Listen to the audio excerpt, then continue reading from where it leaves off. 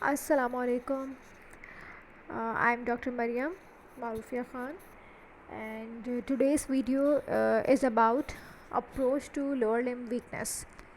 बहुत कॉमन है और बहुत इम्पॉर्टेंट भी है। इस वीडियो थोड़ी सी लेंथी होगी और इस वीडियो में हम कवर करेंगे कि हम कैसे एक पेशेंट को अप्रोच करें जो हमें कंप्लेन ये देता है कि वो लोअर लिम्ब वीकनेस के साथ आया है। इसमें जो है हम सबसे पहले लेट सपोज़ लॉन्ग केस है, ठीक है। हमें एग्ज़ाम में नहीं पता कि पेशेंट जो है वो कहाँ से आया है, लाइक वो मेडिसिन वार्ड से आया है, न्यूरोलॉजी वार्ड से आया है, हेमाटोलॉजी वार्ड से आया है। वो तो सिर्फ एक प्रेजेंटिंग कंप्लेन दे रहा है, ठीक है। सबसे पहले हम उसका सिस्टम लोकलाइज करेंगे। लेट सपोज़ पेशेंट ने यहाँ पे जो है कहा है कि मुझे चलने में दुश्वारी है, ठीक है, या उनसे चला नहीं जाता, या मैं चल नहीं सकता, ठीक है, या मुझे कमज़ोरी है, पैरों में कमज़ोरी है, ठीक है। ये बहुत वेग सिम्टम्स हैं और ऐसे ही सिम्टम्स पेशेंट ऐसे ही प्रेजेंटिंग कंप्लेन देता है। अब आपने सिस्टम लोकलाइज़ करना है, ठीक है, क्योंकि ये जो कंप्लेन है ना, हमें तो नहीं पता पेशेंट न्यूरो के वार्ड से है, ठीक है। वो तो जब हम लॉन्ग केस की प्रैक्टिस कर रहे होते हैं तो हम न्यूरो के वार्ड में खड़े होते हैं, तो हमें इसलिए आइडिया होता है कि पेशेंट न्यूरो का है। लेकिन लॉन्ग केस में तो हमें नहीं पता एग्ज़ाम में कि पेशेंट कहाँ से आया। तो आपने कुछ ऐसे टारगेटेड क्वेश्चंस करने हैं कि जिससे आप अपना फ़ौरन से सिस्टम लोकलाइज़ करें, ठीक है, कि उसको ये चलने में मसला क्यों है। क्योंकि सही सिस्टम को पिक करना ही सक्सेस है, ठीक है। सही सिस्टम पिक कर लिया तो फिर आप सही डायरेक्शन में चले जाएंगे, आपके डिफरेंशियल्स, डायग्नोसिस सब सही बनेगा। आपने फर्स्ट सिस्टम ही रॉन्ग चूज़ किया, उसको सही पिक नहीं किया, तो फिर हर चीज़ आगे की जो है वो ख़राब हो जाएगी। तो आज का हमारा यही अप्रोच है कि हम लोअर लिम्ब वीकनेस को कैसे अप्रोच करेंगे। वीडियो लेंदी है, ठीक है, साथ रहिएगा। और लेक्चर्स में जो भी मैं बातें बताती हूँ आप कोशिश करें उसको नोट डाउन कर लें, ठीक है, क्योंकि बार बार वीडियो सुनना भी एक काम है, जो कि मुझे तो एक काम लगता है कि इतनी लेंदी वीडियोस को बार बार सुने। तो एक नोट पैड रखें, एक अलग बुक बनाएं, ठीक है, इंपॉर्टेंट नोट्स की पॉकेट बुक हो, ठीक है, अलग बनाएं, उसमें इंपॉर्टेंट चीज़ें लिखते रहें ताकि आप उसी को ही एंड तक रिवीजन करें उसका, और जो भी की पॉइंट्स हो उसी में ही लिखें। एक क्लिनिकल की बुक जो है वो बहुत हेल्पफुल होती है बेड साइड पे। ओके, अब प्रेजेंटिंग कंप्लेन यही थी कि डिफ़िकल्टी इन वॉकिंग, ठीक है।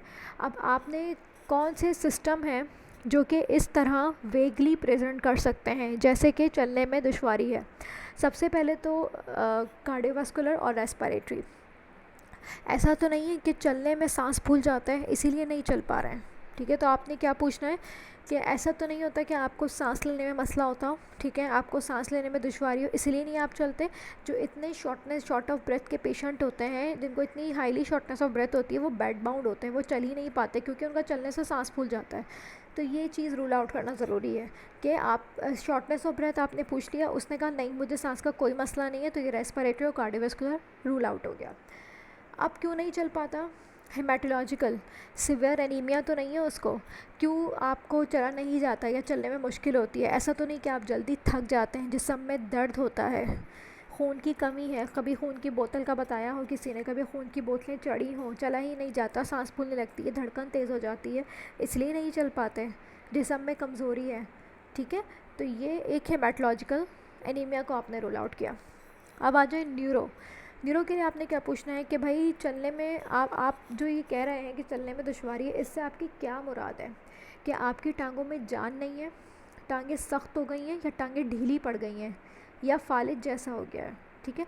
अगर न्यूरोलॉजिकल होगा ना तो वो आपको इसमें से बता देगा कि भाई टांगें ढीली पड़ गई हैं, मैं उठा ही नहीं सकता, टांगों में जान ही नहीं है, टांगें सख्त हो गई हैं, स्पास्टिसिटी सख्ती के लिए, और ढीली फ्लैसिड के लिए। तो आप जो है ना एक ग्रॉसली रूल आउट करना चाह रहे हैं कि वो उसको फ्लैसिड पैरालिसिस है या स्पास्टिक पैरालिसिस है, मतलब अपर मोटर में जा रहे हैं या लोअर मोटर में जा रहे हैं, ठीक है।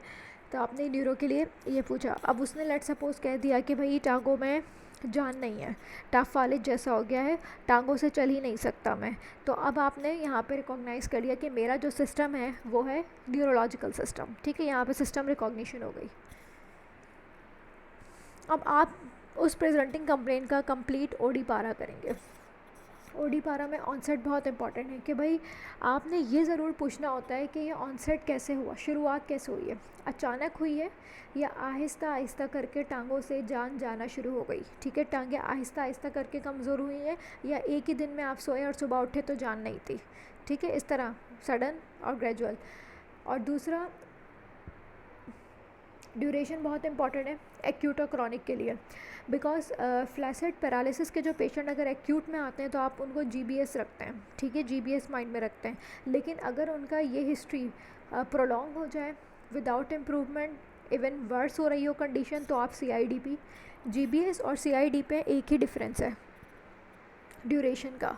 जो एक्यूट है वो जीबीएस है, उसी का क्रॉनिक प्रोग्रेसिव कर दें वो सीआईटीपी है। तो आप इसको इसी बेसिस पर डिफरेंशिएट करते हैं। इसीलिए यहाँ पे ड्यूरेशन इंपॉर्टेंट है कि आया कि पेशेंट एक्यूट है या क्रॉनिक कोई चीज़ चल रही है। ठीक है, दूसरा आपने पूछना होता है सिमेट्री, दोनों टांगों में कमज़ोरी एक साथ शुरू हुई है या एक एक करके शुरू हुई है। ठीक है, पहले लेफ़्ट में थी फिर राइट में हुई है। ठीक है, या दोनों में एक साथ हुई है, ये एक इम्पॉर्टेंट है। दूसरा, प्रोग्रेशन इंपॉर्टेंट है कि जब से कमज़ोरी शुरू हुई है तब से बढ़ती ही जा रही है, रुक गई है या इम्प्रूव्ड हुई है। 3 अलग सवाल है। ठीक है, अगर बढ़ गई है तो कितनी बढ़ गई है, कि पहले आप कितने लोगों का सहारा लेते थे या ख़ुद से पकड़ पकड़ के चले जाते थे वॉशरूम तक, या अब आप जो है वो 2-3 लोगों के सहारे से जाते हैं, या अब आप बिल्कुल बिस्तर पे आ गए हैं। तो ये बहुत इंपॉर्टेंट है, इससे आपको पता चल रहा है कि डिज़ीज़ इज़ गेटिंग वर्स। ठीक है, अब वो बताएगा कि भाई पहले मैं 2 लोगों के सहारे की ज़रूरत पड़ती थी, अब 4 लोग आते हैं। ठीक है, अब तो मुझ में बिल्कुल ही ताकत नहीं है, या अब मैं करवट भी नहीं ले सकती, अब मैं उठ भी नहीं सकती, मतलब ट्रंकल भी सपोर्ट चाहिए। तो इससे क्या पता चल रहा है, सिवियरिटी पता चल रही है कि ये बहुत इंपॉर्टेंट है फंक्शनल स्टेटस। ठीक है, इसमें आप फंक्शनल स्टेटस भी बता रहे हैं पेशेंट का, कि पहले वो खुद से चली जाती थी सहारे से, अब वो खुद से भी नहीं जा पा रही है, मतलब अब वो बेड रिडन हो गई है। ठीक है, दूसरा इसकी इंपॉर्टेंस क्या है कि पहले टांगों में थी तो क्या आप कमज़ोरी हाथों पे भी आ गई है। ठीक है, हाथों से सीने पे आई है, सीने से मतलब सांस लेने में तकलीफ़ तो नहीं हो रही, ऐसा तो नहीं है रेस्पिरेटरी पैरालिसिस हो रहा है। ठीक है, ओरल पैरालिसिस का मतलब है कि लाइक लेट्स सपोज फेरेंशियल पैरालिसिस, रीगजिटेशन हो रही है, कफ हो रहा है, निगलने में मसला हो रहा है। ठीक है, फेशियल वीकनेस, मुंह टेढ़ा हो रहा है। ठीक है, मतलब उसकी कैसे प्रोग्रेस कर रही है। एक ये भी इंपॉर्टेंट है कि अब प्रोग्रेस करती जा रही है तो मतलब अपर बॉडी भी इन्वॉल्व हो रही है। एग्रीवेटिंग और रिलीविंग फैक्टर्स किन चीज़ों से बढ़ती है और किन चीज़ों से कम होती है। कोई दवाइयाँ तो नहीं ले रहा है, वो कोई सेशंस करा रहे हो, कोई खून की सफाई करवा रहे हो, कोई खून चढ़वा रहे हो, कोई महंगे इंजेक्शन लगवा रहे हैं। ठीक है, तो उससे आराम आया है नहीं आया, ये सब वेग सिम्टम्स हैं। आप ना डायरेक्टली नहीं पूछ सकते नाम लेके कि आपको जीबीएस है या सीआईडीपी, कुछ इस तरह। आपको इनडायरेक्टली क्वेश्चन करने होते हैं कि आपको कोई खून की सफाई तो नहीं हो रही है। प्लाज्माफेरेसिस, ठीक है, इससे भी क्लू मिल जाएगा, अगर प्लाज्मा हो रही है तो मतलब ये चीज़ें हो सकती हैं। ठीक है, और एसोसिएशंस में क्या पूछना है, आपने पूछना है कि इससे पहले आप बिल्कुल ठीक थे, बिल्कुल चल फिर रहे थे, ऐसा तो नहीं था कि आपको 2-3 दिन या कुछ हफ्ते पहले जो है वो आपको मोशन लगे हों। डिहाइड्रेशन से भी हो सकती है, CVST। ठीक है, बहुत ज़्यादा वाटर लूज़ कर दिया बॉडी का, डिहाइड्रेशन हो गई। ठीक है, वेनस थ्रोम्बोसिस हो गई। तो ऐसा तो नहीं, इससे पहले आपको बहुत ज़्यादा उल्टी मोशन लगे हों, डिहाइड्रेशन का आपने क्वेश्चन करना है। ठीक है, उल्टियाँ मोशन लगे हों, ये पूछ लिया आपने। सही है, ये आपका यहाँ पे ओडीपारा कंप्लीट हो गया। अब डिफरेंशियल डायग्नोसिस पे आ जाएं। अब हमें जो है कंप्लेंट पेशेंट की जो भी थी, लोअर लिम्ब वीकनेस, ठीक है, उसका ओडीपारा कर लिया।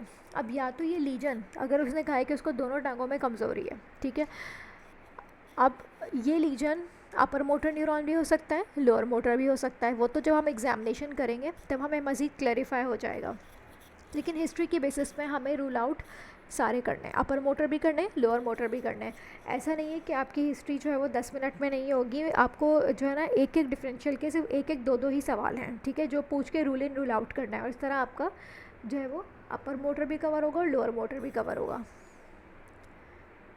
अब लोअर मोटर न्यूरॉन लीजन जो है उसके हम कैसे करेंगे, उसके क्या डिफरेंशियल्स हैं। सबसे पहले हम कॉमन की तरफ जाते हैं, कॉमन से स्टार्ट करते हैं। ठीक है, जो कॉमन चीज़ें हैं वो पहले पूछेंगे। GBS कॉमन है, और GBS के पेशेंट्स न्यूरो वार्ड में बहुत ज़्यादा होते हैं। ठीक है, इस पे तो बहुत अच्छी कमांड होनी चाहिए, और ये एग्ज़ाम में आते भी हैं। अभी मेरे ही एग्ज़ाम में जो मुझसे पहले लोगों का हुआ था, जो जिनका सितंबर वाला अटैम्प्ट था, उसमें 2 GBS के पेशेंट्स थे। ठीक है, तो GBS जो है आपको बहुत अच्छी इसमें कमांड आनी चाहिए। How to approach a patient with GBS। तो ये जो मेरा जो लॉन्ग केस जो आगे चलेगा वो GBS पे ही चलेगा, लेकिन हमने रूल आउट सब करना है इसमें, ठीक है। अब GBS के क्या सवाल हैं जिसको आपने पूछना है, ठीक है। सबसे पहले आपने पूछना है कि इससे पहले आप बिल्कुल ठीक थे, ऐसा तो नहीं था आपको नज़ला, खांसी, बुखार, कोई वायरल फीवर हो, कोई वायरल इलनेस हो, ठीक है, आपका पेट ख़राब हो, आपको मोशन लगे हों, ठीक है, या आपके पेशाब में जलन तकलीफ़ हो, किसी भी किस्म का कोई इन्फेक्शन, कोई एंटीबायोटिक आपने इस्तेमाल करी हो, एक ये आपने पूछना है। दूसरा पूछना है कि इससे पहले आपके हाथ पैर सुन थे, उसमें सुइयाँ चुभ रही थी, सुनपन तो नहीं था, ठीक है। प्रोग्रेशन के लिए आपने क्या पूछना है कि सिर्फ हाथों में ही सिर्फ पैरों में ही कमज़ोरी है या अब हाथों में भी कमज़ोरी आ गई है, ठीक है। इसके साथ आपका सांस तो नहीं फूलता, क्योंकि GBS में रेस्पिरेटरी पैरालिसिस हो सकता है, GBS में डिस्फेजिया हो सकता है, GBS के पेशेंट जल्दी वेंटिलेटर पे भी जा सकते हैं। तो आपने ये पूछना है आपकी आवाज़ में तब्दीली तो नहीं आ रही, आपको सांस लेने में दिक्कत तो नहीं हो रही, आपको नाक से खाना बाहर तो नहीं आ रहा, नाक से उल्टी तो नहीं हो रही, रिगर्जिटेशन, इसका मतलब है कि फेरेंजियल मसल्स इन्वॉल्व हो रहे हैं, ठीक है। ये सिविरिटी के लिए आपने पूछना होता है, ठीक है। Lower limb upper limb weakness हो गई इसमें। तो ये आपका हो गया, क्योंकि बहुत सारे पेशेंट GBS कैसे भी होते हैं कि डिजीज़ प्रोग्रेस कर जाती है और उनके अपर लिम्ब में भी पैरालिसिस हो जाता है, तो वो क्वाड्रिप्लेजिया के साथ प्रेजेंट करते हैं, ठीक है। ये GBS के क्वेश्चंस हैं। इसके बाद आपने पूछना है GBS का सेकंड डिफरेंशियल होता है हमारे पास हाइपोकैलेमिक पीरियोडिक पैरालिसिस। इसके आपने क्या सवाल करने हैं कि जी इससे पहले आपने कोई मुशक्क़त वाला काम किया हो, ठीक है, कोई हैवी एक्सरसाइज की हो, आपने बहुत ज़्यादा मीठा खाया हो, ठीक है, आपने हाई कार्बोहाइड्रेट डाइट ली हो जिसमें चावल हैं, ठीक है।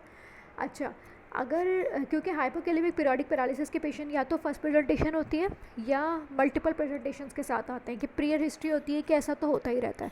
तो आपने ये ज़रूर पूछना है कि क्या ऐसा पहले कभी हुआ है, ठीक है। अगर वो कहे जी ऐसा पहले हुआ है या ऐसा साल में 3-4 दफ़ा हुआ है, तो फिर आपने जो है ना उसके हर इवेंट की डिटेल लेनी है कि जब ये हुआ है तब ये ठीक कैसे होता था। मतलब आप इमरजेंसी जाते थे, आपको कोई नमकियात की ड्रिप लगती हो, ठीक है, आप पोटाशियम का नाम भी ले सकते हैं क्योंकि कॉमन होता है, पेशेंट्स को पता होता है कि आप या तो नमकियात बोलते हैं या ये बोलते हैं कि आपको वहाँ पोटाशियम की ड्रिप लगती हो, आपको पोटाशियम की कमी बताई हो, ठीक है। और वो ड्रिप लगने के बाद आपकी कमज़ोरी में बेहतरी कितनी आती है, 100% आती है या 50% आती है, बिकॉज इसमें रिकवरी 100% हो जाती है, ऑलमोस्ट 95 से 100% पेशेंट बिल्कुल ठीक हो जाता है। और आपने ये भी पूछना होता है कि ठीक होने में कितनी देर लगती है, क्योंकि ड्रिप जब पोटाशियम रिप्लेस हो जाता है ना तो पेशेंट विदिन 24 आवर्स बिल्कुल ठीक हो जाता है। तो ये एक इम्पॉर्टेंट है कि रैपिड रिकवरी है, ठीक है, ड्रिप से रिकवरी हो रही है, आपको मुस्तकिल तौर पर जो है वो नमकियात की गोली खाने के लिए दी गई हो, ठीक है, या आपको पोटाशियम की दवाई दी गई हो या कोई सिरप दिया गया हो, ठीक है, सिरप दिया गया हो कि आपको इस्तेमाल करना है, ठीक है। अब ये कैसे पता लगाएं कि फैमिलियल है या नहीं, तो आप ये पूछें कि आपके ख़ानदान में किसी और को ऐसा मसला है, तो पता चल जाएगा कि फैमिलियल है। या ये भी हो सकता है कि हाइपोकैलेमिक पीरियोडिक पैरालिसिस नहीं हो, लेकिन हाइपोकैलेमिक पैरालिसिस भी हो सकता है कि लेट सपोज उसको बहुत ज़्यादा लूज़ मोशन हो, वाटरी डायरिया हुआ हो, उसके बाद उसका पोटाशियम कम हो गया और वह पैरालिसिस के साथ जैसे पैरालिटिक इलियस हो जाता है, हो सकता है। तो इसमें आप फैमिली हिस्ट्री लेकर डिस्टिंग्विश करेंगे क्या ऐसा बार बार होता है या आपके ख़ानदान में किसी और को भी है। थर्ड आ गया लेड पॉइजनिंग। लेड पॉइजनिंग के क्वेश्चंस क्या हैं कि घर में या जहाँ आप काम करते हैं वहाँ वॉल पेंट हुआ हो, ठीक है। लेड पॉइजनिंग के साथ एनीमिया के सिम्टम्स भी होते हैं, तो आप सिंपल ये पूछते हैं कि जल्दी थक जाते हैं, खून की कमी किसी ने बताई हो, कभी खून की बोतल चढ़ी हो और पेट में दर्द रहता हो। ये डिफरेंशियल जितने भी हों, लेकिन इनके जो क्वेश्चंस हैं ना वो एक एक दो ही हैं और आपको बेशक अभी बहुत ज़्यादा लग रहे होंगे सुनने में, लेकिन जब आप इनको याद करके प्रैक्टिस करेंगे ना तो ये आपकी 8 मिनट्स में ही कवर होगी, ठीक है। जितनी आप प्रैक्टिस करेंगे ना तो ये हिस्ट्री मतलब इतने मुश्किल नहीं होंगे ये सवाल। जो फर्स्ट टाइम देर लगती है हिस्ट्री लेने में, फ़र्स्ट टाइम मुश्किल लगता है, लेकिन फ्रीक्वेंट जब आप पेशेंट्स के लॉन्ग केसेस करते हैं ना तो आपको इसमें फिर एक्सपर्ट हो जाते हैं और फिर ये क्वेश्चंस फिर बहुत जल्दी पूछ लेते हैं। नेक्स्ट आ गया डिप्थेरिया। डिप्थेरिया के लिए आपने क्या पूछना है कि भाई वही गला ख़राब, ठीक है, नज़ला, खांसी, गला ख़राब के साथ गर्दन में सूजन या गर्दन में गिल्टियाँ हो गई हों, ठीक है। ऐसा तो नहीं गर्दन में इतनी सूजन हो गई हो, बड़ी बड़ी गिल्टियाँ बन गई हो, या मुंह के अंदर जो है वो सफ़ेद धब्बे पड़ गए हो, थ्रश हो जाता है ना तो मुंह के अंदर सफ़ेद छाले पड़ गए हो। माइसेनिया ग्रेविस भी इंपॉर्टेंट है, तो इसके लिए आपने क्या पूछना है, एक ही सवाल है, फ्लक्चुएटिंग वीकनेस। ऐसा तो नहीं होता आप सुबह उठते हैं बिल्कुल ठीक होते हैं, लेकिन जैसे जैसे दिन गुजरता जाता है, आपकी कमज़ोरी बढ़ती जाती है और शाम ढलते ही आपकी आँखों के पर्दे गिर जाते हैं। ऐसे ही पूछना है कि जो आपकी आँखों के पर्दे हैं ना, टोसिस के लिए आपकी आँखों के पर्दे गिर जाते हों, ठीक है, रात में। सुबह बिल्कुल सही है, रात में आँखों के पर्दे गिर जाते हों, दो नज़र आता हो, ठीक है। फ्लक्चुएटिंग वीकनेस, डिप्लोपिया, टोसिस और डाई अल्नर वेरिएशन, सुबह ठीक है, शाम में ये होता है। ये 2 क्वेश्चन माइस्थेनिया के लिए। एक्यूट इंटरमिटेंट पोरफायरिया के लिए आपने एक पूछना होता है कि क्या आपको बार बार पेट में दर्द होता है, ठीक है, पेट सख्त हो जाता है और साथ में नफ्सियात का कोई मसला हो, ठीक है। ऐसा तो नहीं होता कि आपके जो है ना आपके नफ्सियात में तब्दीली, मिजाज में तब्दीली आ रही हो, एक्यूट इंटरमिटेंट पोरफायरिया। बॉचुलिज्म का आपने पूछना है कि जो ऐसा आप कौन सा खाना इस्तेमाल करते हैं। आप डब्बों में पैक खाना तो इस्तेमाल नहीं करते, कैन फूड या टिन वाला खाना इस्तेमाल करते हो। सिंपल एक ही सवाल बॉचुलिज्म का, ठीक है। यहाँ पे लोअर मोटर न्यूरॉन लीजन के डिफरेंशियल्स इतने काफ़ी हैं, ठीक है। लोअर मोटर न्यूरॉन लीजन अगर फ्लैसिड पैरालिसिस के साथ आपके पास आएगा ना, तो आपने उसमें या तो GBS होगा या CIDP होगा। दोनों में क्या डिफरेंस मैंने बताया था, ड्यूरेशन का डिफरेंस है, ठीक है। और जो बाकी डिफरेंस है वो आगे डिस्कस करेंगे। GBS एक हाइपोकैलेमिक पीरियोडिक पैरालिसिस हो सकता है, माइस्थेनिया हो सकता है, ठीक है, यही कॉमन है। तो ये 3, लेकिन पूछने आपने सारे होते हैं। अब अपर मोटर न्यूरॉन लीजन को भी हम जल्दी जल्दी एक एक क्वेश्चन करके रूल आउट करेंगे। अपर मोटर न्यूरॉन लीजन में क्या है, ट्रांसवर्स माइलाइटिस या कॉर्ड कंप्रेशन। मैंने आपको बताया था कि स्पाइनल कॉर्ड के लिए हम क्या सवाल करते हैं, ब्लैडर एंड बाउल इनकंटिनेंस। अच्छा, इस कमज़ोरी के साथ आपके पेशाब पखाने पे कंट्रोल है, आपको पेशाब पखाना महसूस होता है या आपको पेशाब महसूस नहीं होता, ठीक है, या आपको कब्ज़ की शिकायत है, सही है। आपने ब्लैडर बावल पूछ लिया, ठीक है। या सेंसरी लेवल, ऐसा तो नहीं है कि आपका पूरा जिस्म सुन्न है, आपको कुछ भी महसूस नहीं हो रहा। और ट्रॉमा और फॉल, आप किसी ऊंचाई से गिरे हों या आपका कोई हादसा हुआ हो, कोई एक्सीडेंट हुआ हो, ठीक है, दैट्स इट। नेक्स्ट आपने पॉट्स डिजीज़, ट्यूबरकुलोसिस, उसके लिए आप सिंपल TB के ही सवाल करेंगे। अच्छा, यहाँ पे पॉट्स डिजीज़ और लिम्फोमा, इसको साथ साथ लेके चलेंगे। सवाल क्या होंगे, वही कि वज़न तेज़ी से कम हो रहा है, भूख ख़त्म हो गई है, रात में पसीने आते हों। TB के लिए रात में पसीने आते हों, लिम्फोमा के लिए इतने पसीने आते हैं कि कपड़े गीले हो जाते हों। लिम्फोमा के लिए जिस्म में कहीं गिल्टी महसूस करते हों। TB के लिए कि आपके घर में किसी को TB हो, जहाँ काम करते हैं वहाँ किसी को TB हो, या फिर आपको पहले कभी TB हुई है, ठीक है। तो यहाँ पॉट्स डिजीज़ और लिम्फोमा मैंने दोनों कवर किए हैं, ठीक है। लिम्फोमा के भी ड्रेंचिंग नाइट स्वेट्स हैं, लम्प्स एंड बम्प्स हैं। Next spinal abscess. Spinal abscess के लिए आपने क्या पूछना है, एब्सिस है तो स्पाइनल एब्सिस क्यों होगा, एक कॉम्पिटेंट को इंसान को तो नहीं हो सकता ना, कॉम्पिटेंट हेल्दी को। तो ये इम्यूनो कॉम्प्रोमाइज स्टेट को आपने यहाँ टच करना है। इम्यूनो कॉम्प्रोमाइज स्टेट के लिए आप क्या पूछते हैं, हाई रिस्क सेक्सुअल बिहेवियर, इसकी मैं डिटेल हिस्ट्री बता चुकी हूँ।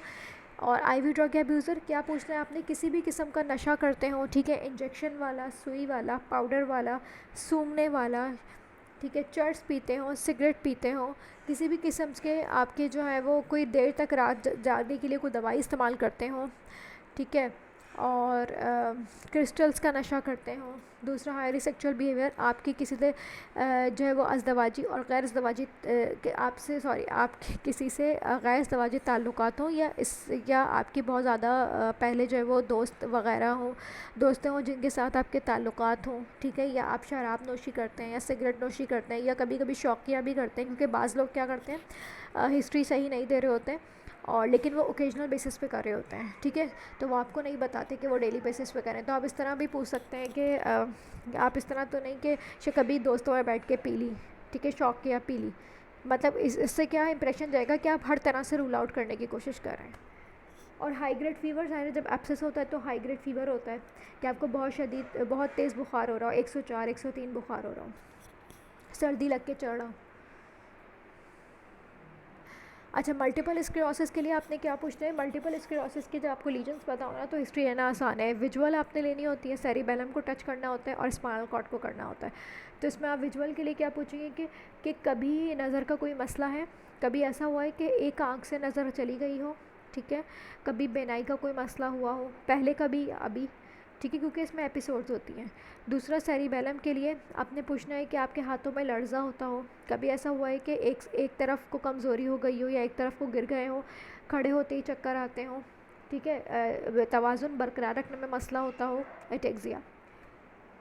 सेंसरी सिम्टम्स, हाथों में सुनपन रहता हो, ठीक है, हाथों में सुनपन रहता हो, या फिर जो है सुइयाँ चुभती हों, और किसी भी जिस्म के हिस्से में फालिज जैसी कमज़ोरी हुई हो, आधे हिस्से पे कमज़ोरी हुई हो, तो ये multiple sclerosis, because multiple sclerosis भी कॉमन है, ठीक है, ये भी बहुत ज़्यादा लॉन्ग केसेस में आता है। और इसमें क्योंकि ये एपिसोड्स होती हैं तो ज़रूरी नहीं है कि पेशेंट को हर दफ़ा ये सारी चीज़ें हों। मैंने ऐसे भी पेशेंट देखा है न्यूरो वार्ड में जिसकी सिर्फ कंप्लेंट सेंसरी सिम्टम्स थी, तो आपने इसीलिए सब पूछना होता है। ऐसा भी तो हो सकता है कि उसको पहले कभी कोई विजुअल लीजन हुआ हो, ठीक है, जिसकी उसने ट्रीटमेंट करा दी हो, और उसके बाद अब वो बॉडी वीकनेस के साथ आया है, तो पेशेंट तो इस बात को कोरिलेट नहीं करेगा ना। हो सकता है वो आपको नहीं पता है कि उसको नज़र का कोई मसला पुराना रह चुका है, लेकिन आपको तो पता है ना कि मल्टीपल स्क्लेरोसिस एपिसोडिक होता है और रिलैप्सिंग रिमिटिंग होता है, तो वो उसका कनेक्शन फिर कोरिलेट आपने करना है। इसीलिए ये चीज़ें खुद से पूछना ज़रूरी है कि अगर पेशेंट ना भी बताए, क्योंकि वो तो रिलेट नहीं करेगा उस चीज़ को। अच्छा, नेक्स्ट है SOL, स्पेस ऑक्यूपाइंग लीजन। इसके यही है कि जब आप सुबह उठते हैं तो आपके सर में शदीद दर्द रहता हो, ठीक है, जो कि झुकने से, खांसने से, उल्टी करने से बढ़ जाता हो, ठीक है, और चक्कर आते हों, ठीक है, झटके आते हों, जिस्म के किसी हिस्से में कमज़ोरी हो, SOL। Anterior spinal artery infarct आपने कैसे पूछना है कि आपको दिल की धड़कन बेतरतीब महसूस होती है, सीने में दर्द रहता है, सांस फूलता है, दिल के वॉल्व का तो मसला नहीं है, एट्रियल फिब्रिलेशन, ठीक है, दिल का साइज़ आपका बड़ा हो, ठीक है, दिल कमज़ोर हो गया हो। कनेक्टिव टिश्यू डिसऑर्डर्स हमने हर लोगों के इसमें पूछने होते हैं, और इसके चंद ही सवाल हैं, आप याद कर लें। सर से शुरू करें कि भाई आपके बाल तो नहीं झड़ते, आपके चेहरे पे रैशेस तो नहीं होते, आपके मुंह में छाले रहते हो, आपको छोटे जोड़ों में दर्द रहता हो, ठीक है, ये ही कनेक्टिव टिश्यू डिजीज़ के क्वेश्चंस होते हैं। सब acute combined degeneration of spinal cord में आपने जब आप न्यूट्रिशनल हिस्ट्री लेंगे तो आप उसमें क्या पूछेंगे कि आपकी ग़िज़ा मुतवाज़न है, जैसे कि उसमें दालें, सब्ज़ी और गोश्त शामिल है, लेकिन गोश्त को आपने एलेबोरेट करना है कि अगर वो कहे कि गोश्त खाता हूँ तो आप गाय का गोश्त खाते हैं, क्योंकि बहुत सारे लोग चिकन खाते हैं और बोलते हैं हाँ हम गोश्त खाते हैं, लेकिन उसमें B12 नहीं। आप B12 के लिए आपने रेड मीट का पूछना है, क्या आप गाय का गोश्त खाते हैं, गाय का नहीं तो क्या बकरे का गोश्त खाते हैं, ठीक है। चिकन यहाँ पे अगर खाता है तो ये बोल देगा कि मैं गोश्त खाता हूँ, लेकिन आपने इस तरह सेलिब्रेट करना है B12 के लिए। दूसरा, बीटल नट एडिक्ट, पान छालिया गुटखा खाते हो, ठीक है, डिक्रीज और नो इंटेक। अगर वो कहे कि भाई गोश्त नहीं खाता तो कम खाते हैं या बिल्कुल ही नहीं खाते, ये हिस्ट्री थोड़ी सी लेनी होगी यहाँ पे। अच्छा, फ्राइड्रिक एटेक्सिया और HSP, हेरिडिटरी स्पास्टिक पैराप्लेजिया, इसमें क्या होता है कि इसमें दो चीज़ें इंपॉर्टेंट हैं। ये जो पेशेंट्स होंगे ना, एक तो इनकी फैमिली हिस्ट्री पॉजिटिव होगी, प्लस इनमें डिफॉर्मिटीज़ होंगी, जैसे कि पैस कैविस हो गया, पैस प्लेनस हो गया, ठीक है, तो ये वाली डिफॉर्मिटीज़ जनरल में प्रोमिनेंट होगी, तो वो एग्जामिनेशन में आपको दिखने में डिफॉर्मिटीज़ नज़र आएंगी, ठीक है, और क्रॉनिक प्रोग्रेसिव डिजीज़ होगी, ठीक है, और फैमिली हिस्ट्री पॉजिटिव होगी। तो आप पूछ लेंगे ख़ानदान में किसी और को ऐसा मसला है, बहन भाई ठीक है, उनको ऐसा मसला तो नहीं है,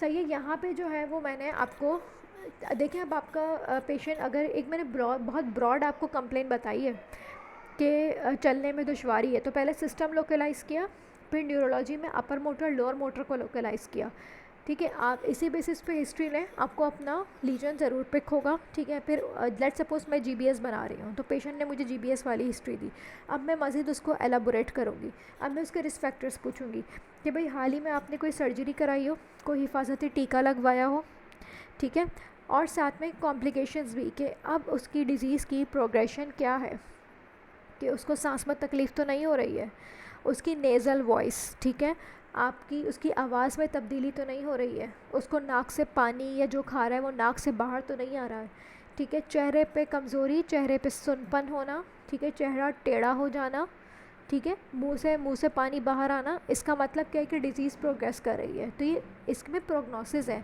कि मतलब ये साइंस जो है वो अच्छे नहीं है फिर कि अगर डिजीज़ इतनी प्रोग्रेस कर रही है।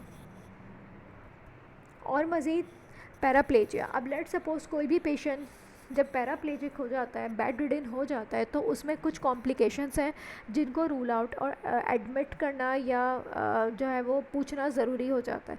लेट सपोज जीबीएस का पेशेंट है और वो बेड बाउंड है, ठीक है, और वीकनेस के साथ है, तो आपने चाहे आपको पैराप्लेजिया चाहे स्ट्रोक में हो, ठीक है, कि किसी भी वजह से पेशेंट पैराप्लेजिक है, आपने कॉम्प्लिकेशंस के ये क्वेश्चंस लास्ट में पूछने होंगे, जिसमें आता है क्योंकि जो पेशेंट बेड रिडन होता है उसको और most of the time catheterise होते हैं, ठीक है, स्ट्रोक के पेशेंट्स हो गए, बेड रिडन पेशेंट्स हो गए, कैथेटराइज होते हैं, तो आपने क्या पूछना है, आपके पेशाब में जलन तो नहीं है, यूटीआई का रिस्क हो जाता है ना इसमें। बेड सोर्स आपने पूछना है, आपके कमर पे या कूल्हे पे ज़ख़म तो नहीं है, ठीक है। Unilateral swelling of limb, DVT, ऐसा तो नहीं कभी एक टांग में सूजन हो गई हो, एक टांग में दर्द के साथ सूजन हो गई हो, ठीक है। इसके साथ sudden shortness of breath, pulmonary embolism, और इसके टांग में कभी अचानक सूजन हो गई है, अचानक एकदम से सांस बिगड़ गया हो, ठीक है।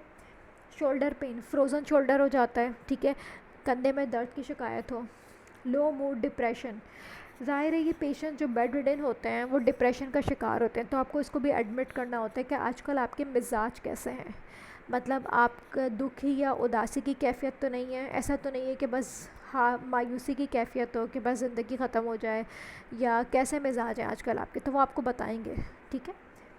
Constipation, obviously bed ridden patients constipated होते हैं, तो आपने पूछना है कि आपकी बाउल हैबिट्स क्या हैं, डेली बाउल हैबिट्स हैं, ऑल्टरनेट हैं, या आप कब्ज़ का शिकार हैं, कब से है आपको। एस्पायरेशन का बहुत रिस्क होता है, लेट सपोज अगर उसका फेरेंशियल पैरालिसिस है, ठीक है, तो उसको एनजी ट्यूब लगी हुई है, तो आपने ये लाजमी पूछना है कि आपके फेफड़ों का जो आप फेफड़ों में ख़राबी तो नहीं है, फेफड़ों से खड़खड़ आवाज़ तो नहीं आ रही, या उल्टी तो नहीं हो रही, ठीक है, एस्पायरेशन के लिए। अब की पॉइंट्स क्या हैं यहाँ पे। अच्छा, एक और चीज़ जो है इन्वेस्टिगेशन एंड ट्रीटमेंट, ठीक है, फिर जब आप इन्वेस्टिगेशन और ट्रीटमेंट पे आएंगे तो इन्वेस्टिगेशंस में आपने क्या पूछना होता है, इन्वेस्टिगेशन में आपने पूछना होता है कि ज़ाहिर है जो जीबीएस का पेशेंट, अगर फॉर एग्जांपल जीबीएस का पेशेंट है तो वो हॉस्पिटलाइज्ड है ना, तो आपने उसमें क्या पूछना है कि जब आप अस्पताल में हैं जब से तब से आपके क्या टेस्ट हुए हैं, ठीक है, आपके कौन कौन से टेस्ट हुए हैं, जैसे आपके कुछ खून के टेस्ट हुए होंगे, ठीक है, या आपका कोई नसों का टेस्ट हुआ है, नफ कंडक्शन स्टडीज़, उसके लिए आपने क्या पूछना है कि आपका कोई नसों का टेस्ट हुआ है, ठीक है, या आपकी कमर से पानी निकाला है एलपी के लिए, ठीक है, ये पूछना है आपने। वो बता देंगे कि भाई नसों का टेस्ट हुआ है या कमर से पानी निकाला है, दिल की धड़कन का कोई टेस्ट हुआ है, ठीक है। अच्छा, या अगर आप सोच रहे हैं मल्टीपल स्क्लेरोसिस या स्पाइनल कॉर्ड का लीजन सोच रहे हैं, तो आप उसमें ये पूछ सकते हैं कि भाई आपका कोई दिमाग का एमआरआई हुआ है, दिमाग का सीटी स्कैन, एमआरआई ब्रेन हुआ है, ठीक है। अगर आप एमएस सोच रहे हैं तो आंखों का कोई मुआयना हुआ है, विजुअल इवोक पोटेंशियल्स, ठीक है, जो भी आपके जहन में डिफरेंशियल यहाँ पे बनेंगे ना, उसी से रिलेटेड आप जो इन्वेस्टिगेशंस होती हैं वही आपने पेशेंट से पूछनी होती हैं, ठीक है। फिर आप पूछेंगे ट्रीटमेंट। अच्छा, जब से आप अस्पताल में दाखिल हैं तब से आपका क्या इलाज हो रहा है, आपको कोई महंगे इंजेक्शन लग रहे हैं, ठीक है, आपको रोज़ का एक इंजेक्शन लग रहा है, या आपके खून की सफाई हो रही है, प्लाज्मा फेरेसिस। ऐसे में क्या होगा कि अगर जीबीएस का पेशेंट होगा और एक्टिव प्लाज्मा फेरेसिस होगी तो आपको नज़र आएगा कि पेशेंट के डीएल लगा होगा। डीएल लगने की दो ही जगह होती हैं, या तो नेक पे लगता है या फेमोरल लगता है, तो फेमोरल वाला तो नज़र नहीं आएगा, ठीक है, वो तो जब एग्जामिनेशन करेंगे तब आप देखेंगे, एक्सपोज करेंगे। हिस्ट्री में आप पूछ सकते हैं कि आपको डीएल लगा हुआ है, आपके खून की सफाई हो रही है, तो डीएल कहाँ लगा हुआ है, वो गर्दन वाला तो नज़र आ जाता है, लेकिन अक्सर क्या होता है कि जो फेमोरल होता है वो नज़र नहीं आता, और जब आप पेशेंट की एकदम से लोअर लिम्ब एग्जामिनेशन करना शुरू करते हैं ना, ये मेरे साथ भी हो चुका है, तो एकदम से पेशेंट जो है ना वो दर्द होता है उसको ना, तो ये गलत इंप्रेशन है। आप फ़ौरन पूछ लें कि आपके डीएल किस टांग में है, तो उस टांग को आप बहुत सॉफ्टली, बहुत जेंटली जो है वो उसको उस पर करें, और अगर पेशेंट को तकलीफ़ है तो वहाँ उस टांग पे नहीं करें, ठीक है, क्योंकि डीएल लगा होता है, ये इंपॉर्टेंट है। क्योंकि देखिए खून की सफाई, न्यूरोलॉजी, वैसे तो प्लाज्मा फेरेसिस हर सिवियर एक्यूट कंडीशन में हो सकती है, मल्टीपल कंडीशंस हैं जिनमें प्लाज्मा फेरेसिस हम एक्यूट कंडीशन में करते हैं, बट अगर मैं इस केस की बात करूँ तो या तो माइस्थेनिया ग्रेविस है जिसमें प्लाज्मा फेरेसिस हो रही है, ठीक है, या फिर जीबीएस, तो ये इनडायरेक्ट आपको क्लू मिल जाता है कि या तो जीबीएस होगा या माइस्थेनिया होगा, और हिस्ट्री से भी आपको क्लू मिलेगा जो आपने अभी पीछे डिफरेंशियल्स डिस्कस किए। अब लेट्स सपोज यहाँ पे पहले ये डिस्कस कर लेते हैं हम प्लाज्मा फेरेसिस। आपने अगर पेशेंट का है कि जी उसकी खून की सफाई हो रही है, या खून की सफाई, या अगर उसको पहले भी हो चुकी है, तो आपने क्या पूछना है कि जो आपकी प्लाज्मा फेरेसिस है ना, उसके कितने सेशन हो चुके हैं। आपने पूछना है कि 1 सेशन हुआ है, 2 सेशन हुआ है, 3 सेशन हुआ है। क्योंकि देखिए अगर उसके 6-7 सेशन हुआ है, इसका मतलब है कि उसको इम्प्रूवमेंट नहीं हो रही होगी, तभी उसके सेशन जो है वो ज़्यादा हो रहा है। ठीक है, तो नंबर ऑफ़ सेशंस पूछना है आपने, प्लस आपने पूछना है कि इम्प्रूवमेंट हुई है या नहीं हुई है, या स्टैटिक है। ठीक है, कितने सेशन पे इम्प्रूवमेंट हो गई थी, 1 सेशन के बाद, 2 सेशन के बाद, 3 सेशन के बाद, कब इम्प्रूवमेंट हो गई थी उसकी, या इम्प्रूवमेंट नहीं हुई है बिल्कुल। ठीक है, ये इंपॉर्टेंट क्वेश्चन है। प्लस प्लाज्मा फेरेसिस रोज़ होती है या एक दिन छोड़ के होती है। दूसरा, प्लाज्मा फेरेसिस जब हो रही होती है ना, तो उसकी कुछ कॉम्प्लिकेशंस होती हैं, तो आपने एड्रेस करना होता है कि भाई जब आपकी खून की सफाई हो रही होती है उस दौरान आपका ब्लड प्रेशर सही रहता है, ऐसा तो नहीं हो आपको बेहोशी हो गई हो, या बीपी डाउन हो गया हो, बुखार हो गया हो, ठीक है, या दिल की धड़कन बेतरतीब हो गई हो, और उसकी डोज क्या होती है, ये क्वेश्चन आपसे पूछ सकते हैं। ठीक है, और IVIG, या आपको कोई महंगा इंजेक्शन लगता हो, IVIG। ठीक है, ये 2 सवाल आपने करने होते हैं। अब GBS का अगर आपके पास केस आएगा तो आपसे क्या क्वेश्चंस किए जा सकते हैं, आपसे वो पूछ सकते हैं कि भाई इसके वेरिएंट कितने होते हैं। ठीक है, तो इसके कौन कौन से वेरिएंट होते हैं, इसका होता है AIDP, अमान होता है, एमसान होता है, और मिलर फिशर होता है। ठीक है, फिर आपसे पूछ सकते हैं वो इन्वेस्टिगेशंस, तो नफ कंडक्शन स्टडीज़ होती हैं, लंबा पंचर होता है। ठीक है, नफ कंडक्शन स्टडीज़ में होता क्या है कि कंडक्शन ब्लॉक आप देखते हैं, और एब्सेंट होती है एफ वेव। एफ वेव जो है वो फिब्रिलेटरी वेव है। ठीक है, ये एब्सेंट होती है। दूसरा, लंबा पंचर में आपको प्रोटीन सेल डिसोसिएशन मिलती है, ये फर्स्ट वीक में मिलती है। ठीक है, अब आपने कॉम्प्लिकेशंस के, अब वो पूछ सकते हैं कि आप कॉम्प्लिकेशंस को कैसे असेस करेंगे, तो आप कॉम्प्लिकेशंस के लिए कैसे असेस करते हैं, आप पल्स ऑक्सीमीटर से पेशेंट की सैचुरेशन मॉनिटर कर रहे होते हैं। ठीक है, ABGs पे हाइपोक्सिया देख रहे होते हैं। ठीक है, रेस्पिरेटरी फंक्शन टेस्ट करते हैं आप। ठीक है, उसमें आप फोर्स वाइटल कैपेसिटी देखते हैं, जो कि लेस देन 20 ml पर kg अगर हो ना, तो ये इंडिकेशन है कि आप पेशेंट को इंट्यूबेट कर दें। ये बहुत इंपॉर्टेंट MCQs है, जिन लोगों ने थ्योरी क्लियर की होगी उनको पता होगा कि ये एक अच्छा क्वेश्चन है MCQs का, कि FVC लेस देन 20 ml पर kg। ECG आप क्यों करते हैं, बिकॉज GBS में डिसऑटोनोमियाज होते हैं। ठीक है, अच्छा, जब आपने डिसाइड कर लिया कि आपका पेशेंट GBS का है, ठीक है, तो आपने ना कॉम्प्लिकेशंस में ये भी पूछना होता है, एक तो पैराप्लेजिया कॉम्प्लिकेशंस आप पूछेंगे, साथ में आप डिसऑटोनोमिया भी पूछेंगे, क्योंकि GBS के साथ डिसऑटोनोमियाज बहुत कॉमन है। उसके लिए आपने क्या पूछना होता है कि दिल की धड़कन बेतरतीब होना, पैल्पिटेशंस, ठीक है, बुखार होना, ठीक है, ब्लड प्रेशर हाई होना, हाइपरटेंशन, टैकीकार्डिया, दिल की धड़कन तेज़ हो जाना, ठीक है, टैकीकार्डिया, हाइपरटेंशन, पैल्पिटेशंस। ठीक है, ये सारे डिसऑटोनोमियास हैं, तो ये सारे डिसऑटोनोमिक फीचर्स इसमें मिल सकते हैं और होते भी हैं, ये आपने एड्रेस करना होता है। और ECG पे आप इरिथमियास ही देख रहे होते हैं। अब वो पूछेंगे ट्रीटमेंट क्या करेंगे, एक होती है नॉन फार्माकोलॉजिकल ट्रीटमेंट, एक होती है फार्माकोलॉजिकल ट्रीटमेंट। नॉन फार्मक आपने बताना ऐसा ही होता है। ठीक है, नॉन फार्माकोलॉजिकल में फिर आपके पास आ जाती है फिजियोथेरेपी, बहुत इंपॉर्टेंट है, आपने उसको बेड सोर्स से बचाना है, आपने उसका पोस्चर 45 डिग्री पे रखना है, लेफ़्ट लेटरल पोजीशन पे रखना है, रिस्क ऑफ रेस्पिरेशन को रिड्यूस करना है, एक्टिव एक्सरसाइज करानी है ताकि कॉन्ट्रैक्चर्स नहीं हो। ठीक है, इसमें यही बताएंगे आप। नॉन फार्माकोलॉजिकल में क्या है, physiotherapy, prevention of bed source, thrombosis की प्रिवेंशन, ठीक है, DVT प्रोफाइलेक्सिस दें, या तो उसको कंप्रेशन स्टॉकिंग्स पहनाएं, और ब्लैडर एंड बावल केयर, ये बहुत इंपॉर्टेंट है कि उसको कॉन्स्टिपेशन नहीं होना चाहिए, उसका ब्लैडर एंड बावल केयर करें। ठीक है, फार्माकोलॉजिकल में क्या आ जाएगा कि या तो IVIG दें या प्लाज्मा फेरेसिस दें। हमारे सेटअप में यूजुअली प्लाज्मा फेरेसिस देते हैं, बिकॉज IVIG इज़ एक्सपेंसिव। ठीक है, प्लाज्मा फेरेसिस के 40 to 50 ml पर kg देते हैं, और 5 to 7 सेशंस होते हैं, और IVIG की डोज 400 mg पर kg पर डे है। ठीक है, और इसकी लैक्स में कॉस्ट है, तो दैट्स वाई इट्स एक्सपेंसिव, और इसीलिए हम प्लाज्मा ही ज़्यादा प्रेफर करते हैं, और हमारे सेटअप में वही अवेलेबल होती है, लेकिन आपको पता होना चाहिए। ये वो क्वेश्चन हैं जो आपसे पूछ सकते हैं। ठीक है, अगर आपका शॉर्ट केस आता है न्यूरो में, जैसे कि लोअर लिम्ब को एग्जामिन करें, तो उसमें आपके ये वाइवा के क्वेश्चंस पूछ सकते हैं।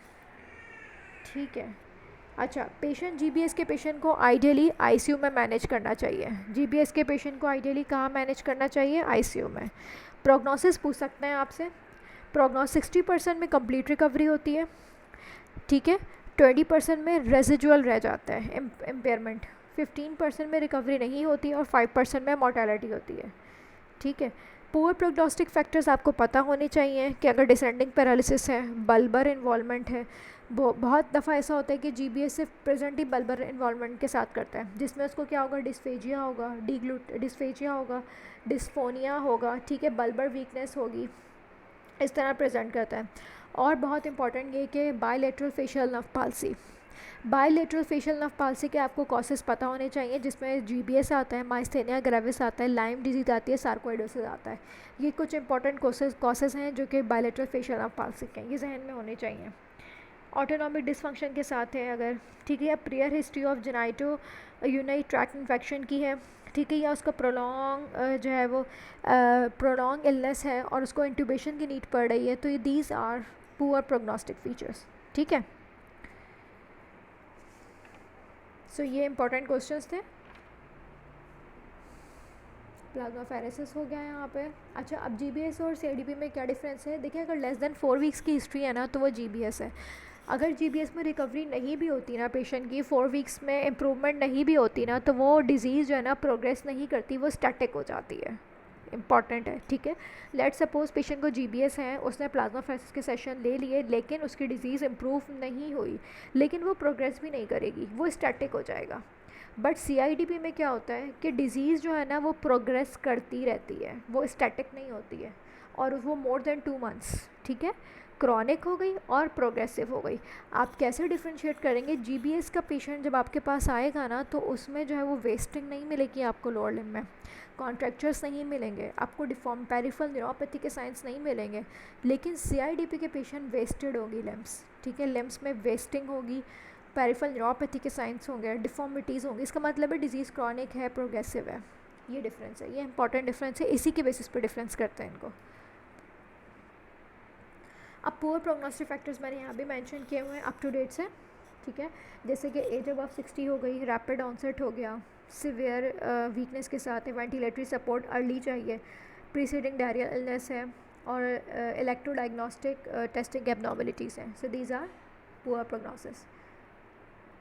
ओके, यहाँ फर्दर है कि कैसे डिस्टिंग्विश करेंगे जीबीएस को सीआईडीपी से, कि जो ऑनसेट है जीबीएस का वो इजीली आइडेंटिफाइड हो जाता है, ठीक है। ये वही है जो मैंने आपको बताए हैं, इनको मज़ीद पढ़ लीजिएगा।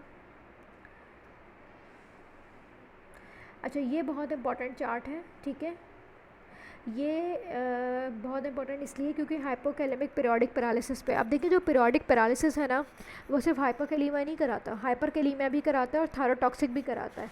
तो कैसे डिफरेंस करेंगे, ये उसका चार्ट है। एंडरसन बेशक आप छोड़ दें, आपको ये 3 लाजमी पता होने चाहिए, हाइपोकैलेमिक, हाइपरकैलेमिक और थायरोटॉक्सिक, ठीक है।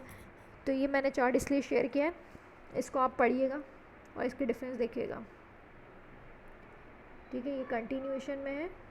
Okay, so here the video is complete and lower limb weakness में जीबीएस की बहुत अच्छी तरह प्रैक्टिस करें, ठीक है। GBS lower motor neuron lesion में जीबीएस, ठीक है, सीआईडीपी दोनों आ सकते हैं, जीबीएस सीआईडीपी माइस्थेनिया और हाइपोकैलेमिक पीरियोडिक पैरालिसिस, ठीक है। और अपर मोटर न्यूरॉन लीजन में multiple sclerosis, transverse myelitis, pots disease, ठीक है, और मल्टीपल स्क्लेरोसिस, ये इंपॉर्टेंट है, ठीक है। ये इन पे बहुत अच्छी कमांड होनी चाहिए क्योंकि मल्टीपल स्क्लेरोसिस के पेशेंट्स भी आते हैं, पॉट्स डिजीज़ का पेशेंट आ सकता है आपके पास, और जीबीएस बहुत कॉमनली आता है। और मैंने आपको जैसे बताया था कि जेपीएमसी में जो न्यूरोलॉजी वार्ड है वहाँ प्रैक्टिस करें जाके, बड़ा वार्ड है, ठीक है, और पेशेंट्स भी कोऑपरेटिव होते हैं, और आराम से वहाँ प्रैक्टिस करें, आपको वैरायटी ऑफ पेशेंट्स मिलेगी, ठीक है। सो ओके, कोई क्वेरी हो तो आप मुझे कमेंट्स सेक्शन में मेंशन कर सकते हैं, और वीडियो को शेयर करें, लाइक करें, सब्सक्राइब करें चैनल को। गुड लक, अल्लाह हाफिज़।